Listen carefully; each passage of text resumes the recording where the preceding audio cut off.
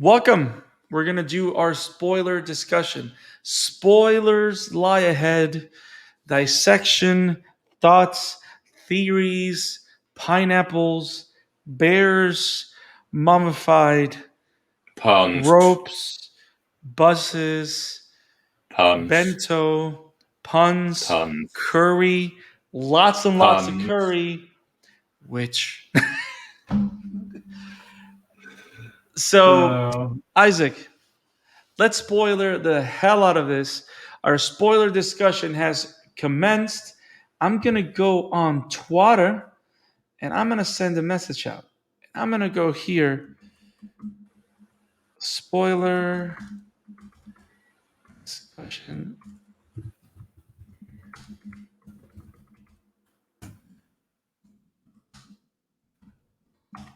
So people know what's up. Okay, so we're having a spoiler discussion. Isaac, so he travels back in time. Let's talk first about the idea of the word erase. Why do you think? Because I read a couple of things online, because reading is power. I read a couple of things online and it kind of made me think about why I think is the show's named Erased, and it kind of makes sense what I read. Why do you think that the show is called Erased? I was just saying he erased his erases no, I can't speak. Erases the past, so to speak, and creates something new. That could be true. I think that's part of it. The most interesting thing that I found, that I was reading about it and I didn't think about it that way, is that yes, he's erasing a past and writing up a new one, right? But then part of what's interesting is what happened towards the end. So he has three chances, right? He tries to save Kaio the first time. It doesn't work because she ends up dying anyway through a different means. The third time, the second chance that he gets, she tries to save Kaio, and that's where I think he saves her the third. Well, the first time is the one that he failed, where he never said anything to her, right? Which is the original one. The second one was when he tries to save her, but even though she kind of saves her from the killer, her mom still kills her. Which, by the way this show talks about domestic abuse and child abuse, what an interesting way of handling the topic in a way that's not distasteful. I think they treat it very seriously and very maturely, even though you have kids dealing with it. I think they succeed in talking about a tough subject. What do you think? Yeah, I absolutely agree.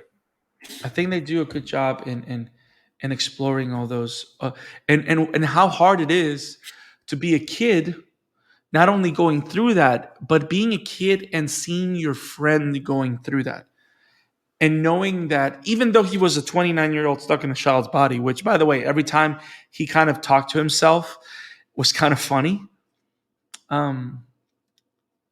Especially when he looks at a girl or something and goes like, "You're 29 years old," or like, "Why are you embarrassed?" And it's like, yo, you embarrassed because you may be 29 years old in a child's body, but you're still a kid right now, so it's okay. Um, like, how important, not only how hard it can be for a kid to try and do something to help their friend, but also how parents need to be involved with their kids, because the only reason Mother of the Year, which, by the way, do we ever find out her name? Do we know Satoru's mom's name? I don't think they say it.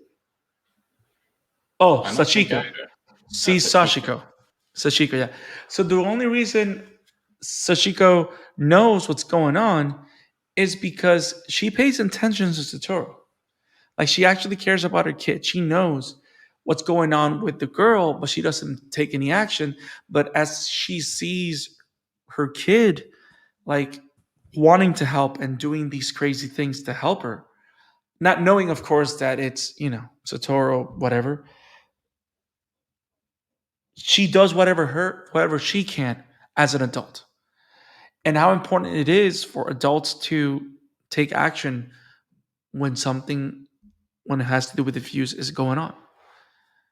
Like no matter what a kid does, unless an adult pays attention and unless an adult takes a kid seriously, nothing can happen.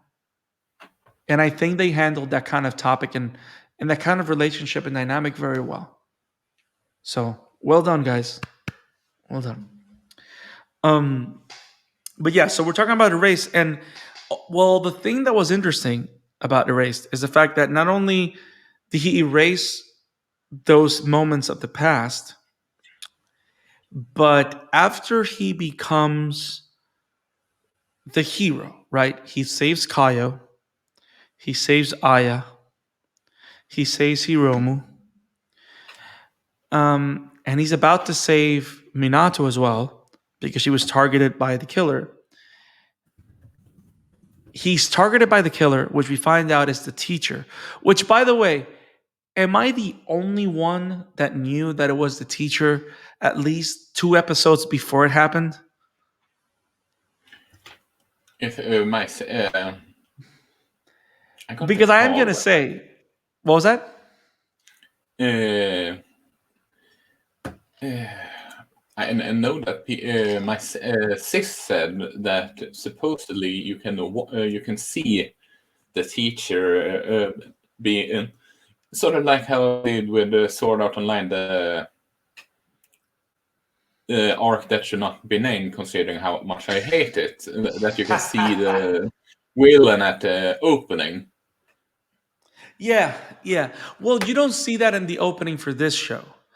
The reason you kind of see that he's the villain to me is like whenever he picks up Sachiko and the whole thing with the candy. Yeah. That's like your typical guy trying to take a kid. You know what I mean? Like big van, you know what I mean? That he's Yeah. involved with children. The way how he was on point with all the kids that were having trouble at home or trouble at school.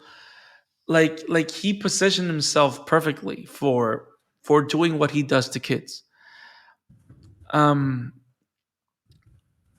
but yeah, I kind of there was like after Kaya was saved, there's a lot of little glimpses that kind of tell you like this guy is not who he says he is. And I kind of saw it coming, but I still liked the twist when it was revealed, when he discovered it, because it's funny how even him being an adult in a boy's body, he still had this naive sense of trusting the adults that helped him. You know what I mean? Which is typical to most kids. Um, but yeah, so the idea of Erase is not just that he saved people, but it also has to do with the fact that the result of him saving these girls and his mom and whatever, the result of all this was him disappearing and being erased from his town via a coma for 15 years. Yeah, that could also be Which be a which to reason me for. was yeah, which to me was so interesting that the way that he was able to stop the erasure of those kids that lost their lives was by being erased himself from that point in time. And I think that's super creative.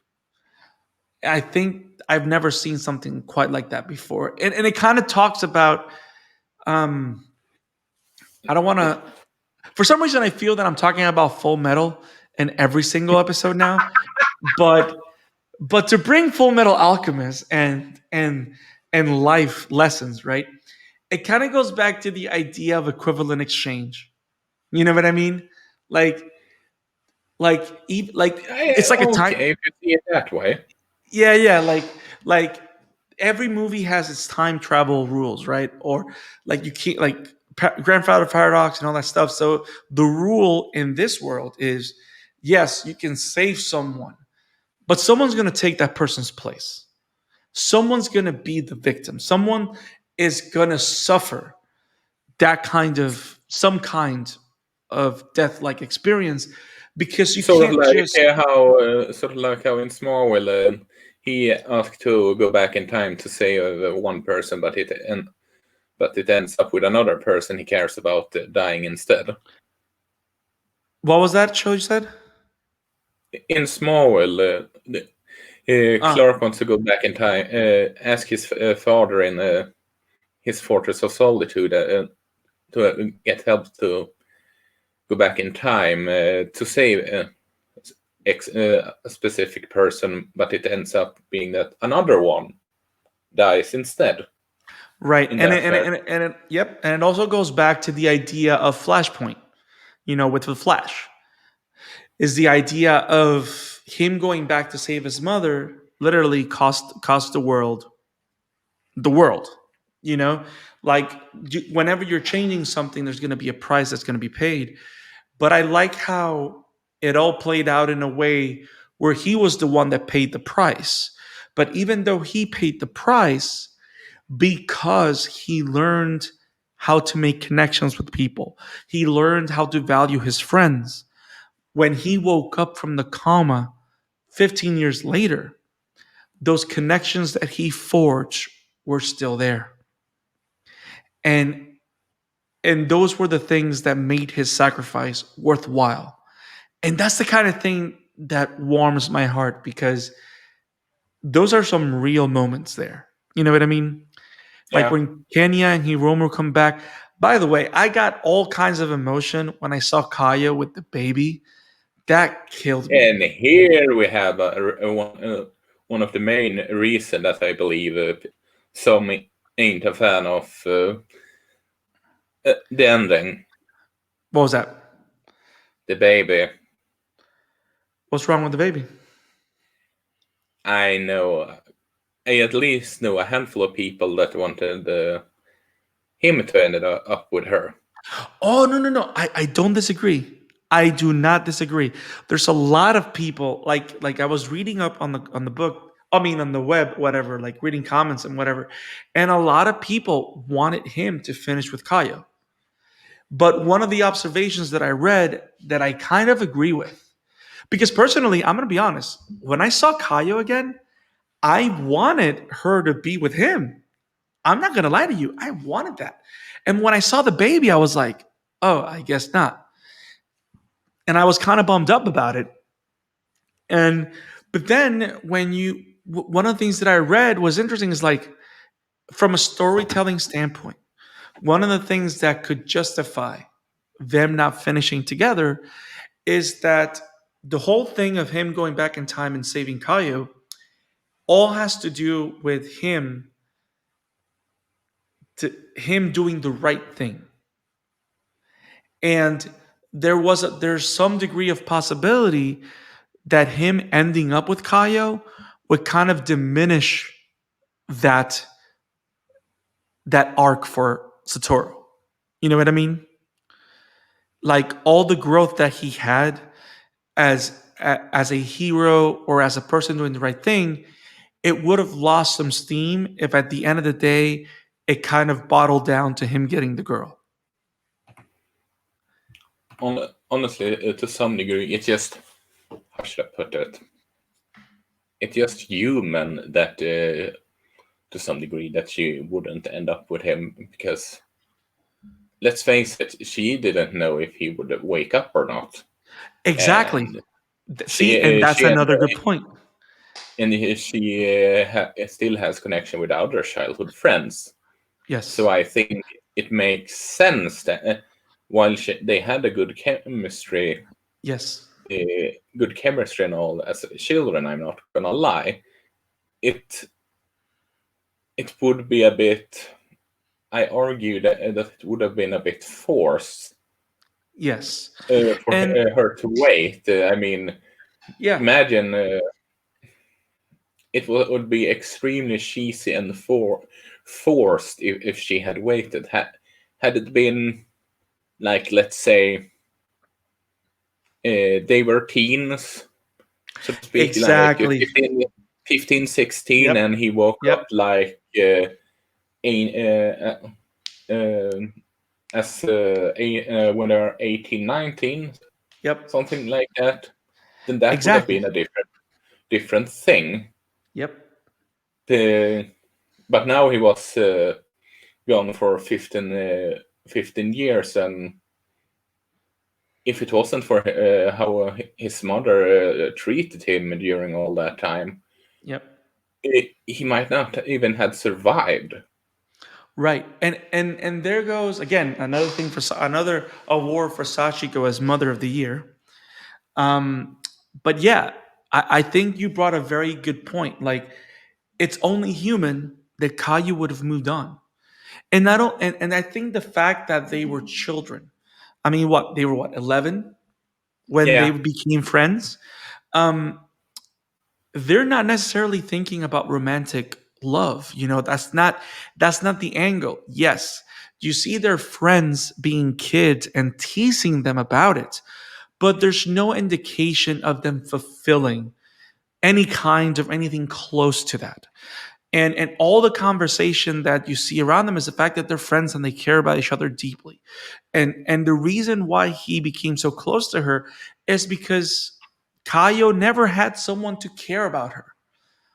You know what I mean? And even then, Kayo was kind of apprehensive. You know what I mean?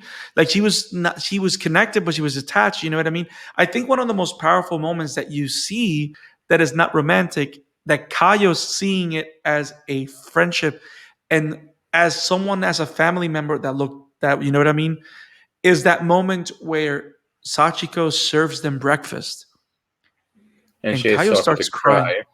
Yeah. Yeah, That moment right there, apart from the fact that it broke my heart, was one of those moments when you understand romance has nothing to do with this. It's all about helping this kid, and I love how even at that moment where Kayo kind of says Himoru and me kind of felt that we were like leaving you behind whenever whatever by us getting together or whatever, and he goes like, no. I mean, he was just happy that they were able to live their lives. And I find it so fitting that it was through the fruit of his kindness, which is the fact that now Kayo is married to another friend that he saved, and they both have a kid. And him touching the hand of the baby is what reignites his memories, because the baby is a product of his kindness towards Kayo, even though it's not his baby. You know what I mean? Like, yeah. you can, because she never had a life if it wasn't because of him. And he doesn't see it from a prideful standpoint. And here's where I want to turn the conversation to the villain, and especially to the conversation that they both have toward at the end of the show, which I think now, talking to you about it and discussing it, I'm thinking about it in different light. But yeah, I kind of like, before going to the villain thing, I like the fact now that it wasn't them. And I like the fact that, like I said before, it closes with him meeting Eri again. And the possibility of him, because with Eri, he had a different kind of connection that could develop towards something more. It's the idea of having someone that believed in him. I argue that I would argue that at the beginning they sort of foreshadowing it. Oh I'm not yeah, gonna lie. 100%. And we get another classic, which moment in regards to Irie whenever Sachiko invites him to dinner and all that stuff. Um, but yeah, like that is a pairing that the root of that relationship is something that could be considered love and trust and then coming together.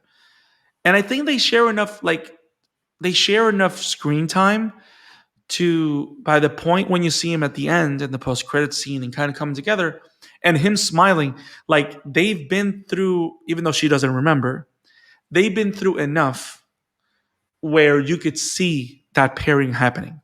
You know what I mean? I But can, yeah. I mean, it makes sense, honestly. Mm. yeah, From a storytelling perspective. yeah, yeah. Now let's talk about the ending. So we know that the villain is revealed to be the teacher, right? Yeah. And and the teacher tries to kill Satoru by drowning him in a frozen lake. Satoru somehow is saved or is rescued from that. We never know how, but because of the shock of what happened, he is left in a coma for 15 years. And apparently Gakko Jashiro, which is the villain, kept tabs on him for all this time. And now is now trying to frame him of the murder of this girl, which is this girl in the cancer ward, Kumi, whom he has made a connection with, and because apparently Jashiro, his life has become stuck because he was never able to kill Satoru. He was never able to beat Satoru because Satoru, for some way, shape, or form, we know that is because of a revival ability, was able to outsmart Yashiro. But the conversation then becomes something different. The conversation is not about them just beating each other. It's about why Yashiro kept him alive. And Satoru mentions the idea of, and I think it's explored before in the show, the idea of people filling their voids, people feeling complete and filling the holes that they have inside of them. Which Which, of course, goes back to the beginning of him having something missing inside of him. yes, and that's where the whole thing with the ending and the villain to me clicks because as opposed to being a mystery thriller that is driven by the villain's actions, this is a mystery thriller that's kind of driven by the hero, and the villain is kind of Yeah. informing everything. You know what I mean? It's a different twist on it, and the idea that the reason Satoru is able to beat Joshiro is because he found what fills him, which he didn't have before. Because him and Joshiro were the same. They were both looking for something to fill their void. And what he was missing was valuing his friends, is living a life with his friends. It was him doing the right thing, him forming connections with people. And that's what allows him to outsmart Joshiro. So he's finally captured when he tries to murder Satoru. And that is actually what drives him to become a successful manga creator because now he's able to tap into his emotions because he has been able to connect with people and connect with his friends and connect with his entire story, which speaks about the idea of how people that do not want to accept their history or their past kind of live incomplete lives. You know what I mean? Yeah. I mean, there's a lot of good commentary here. And and to me, that's the kind of explanation that makes the ending of this show to me very satisfying. Because it doesn't it's not diluted to the idea of and they caught the bad guy. You know what I mean? It's not something as simple or trivial as that. Because it's more like they beat him at his own game. And because he realized what the things that mattered. What do you think? Exactly. I totally agree with you. The show is good, man. I think this is one of those shows that kind of caught me by surprise. It was a lot more better than I thought it was going to be. I felt a lot more involved than I thought it was going to be. And the ending was very satisfying. I mean, they did catch the bad guy. He did save. Like, this is one of those shows was so weird.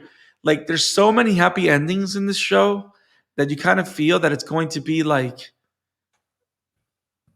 okay, too much cream. You know what I mean? Like too much sugar, but it's not.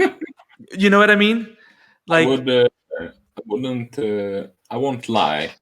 I wouldn't be against sort of like a slice of life sequel to this series. yeah, there's been rumors, I think, forever that some people want a sequel, but I'm like, I'm good with what we got. I think I But like this being. in terms of if it's slice of life, I wouldn't mind that because Oh yeah, 100%, 100%. But just like Anohana is one of those shows that it works so well. What we got, you know what I mean? What we got works so well that we really don't need that much more. At least for me. Now, the ending. Were you able to see the post-credit scene where he encounters Eri? yeah, yep. It's Tell funny. me, Hadn't you told me about that, I would have missed it again. it's funny, man. There's It's sort something of like about you and post-credit scenes, like you miss them all. yeah. I never saw that one when I first saw the series, and Now the teacher becomes the master. exactly. um, but yeah, that to me. That's so satisfying. The idea of them encountering each other and Satoru coming to realize, like, I found you. And it's kind of like one of those moments where he's like, I was meant to find you. I was like, it was meant to happen. He lived his life, he became successful, he followed his bliss, and he just encountered her. And I think that was pretty sweet. That was pretty cool. And to think about it, that was the only way he would have met her, because being that he did become a successful manga writer, he never worked at the pizza parlor this time. Yeah. So, and that's how he met her outside of that. So that was pretty cool. She was and forget correct me if I'm wrong, but didn't she talk about how photography were her big dream? Yeah. Well, that's the thing. She said she had a big dream, but she never told him what it was. Oh, that's I. For some She reason, I thought she told him. no. She actually made it a point. She made it a point to not tell him because he was being a bit of a ditz the first time they met. Which is kind of cool. The fact that when they meet, that's what she's doing, and I don't know, they connect, and you can just imagine from there that they end up together. And I think it was cool. I think it was pretty awesome. But yeah, I don't got anything else, man. It's a great show, great discussion, pretty smart. Oh, one more thing that I found it to be very, very subtle. but I think was very brilliant. The whole the whole the whole idea of the eyes. Did you notice it? Notice what? That they did a lot of things with eyes. Satoru has nice blue eyes, right? Yeah. But whenever someone is related to murder, or someone is going to murder, or someone is a murderer, their eyes turn red. So whenever the killer walks from Satoru's house and pass him, he has red eyes. Whenever Jashiro kind of like does something that makes him a killer, he has red eyes. And in that moment where Satoru almost kills Kayo's mother, his eyes go red. And it's something that they play with throughout the show very subtly, but it's there. Those that become killers or are going to do something that will characterize them as a killer, their eyes change color into red. Little details like that, bro. It's actually pretty cool. Yeah, I totally agree. So, okay, Isaac, I think we're done. We had a great conversation. I think we've done a nice, cool, long episode. Thank you for all you guys that stuck around and listened to spoilers and our thoughts, our in-depth thoughts on Erased. Again, if you guys want us to cover the show's live action adaptation, let us know in the comments. Let us know at Amateur Otaku Pod, or let us know at our Gmail, Amateur Otaku RTF at gmail.com. Isaac, where can we find you? Let us know again. You can find me at Emblemaniac on Twitter. You can find me in my work at Ubem Entertainment, and you can find me at find us on Twitter at the Amateur Otaku RTF. Is it right? It's Amateur Otaku Pod on Twitter. Otaku Pod, and also the Amateur Otaku on Instagram. And you can follow me at the Scarlet Fan 52 on Twitter and at the Scarlet Fan 52 on Instagram. We will see you next week, where we'll continue our Attack on Titan series, where every 2 weeks we cover Attack on Titan. And next week we'll be covering Netflix's anime, The Great Pretender. So stay tuned, because we'll cover season 1 of that one next week. You guys have it awesome. Have a great night. See you later, guys. Peace.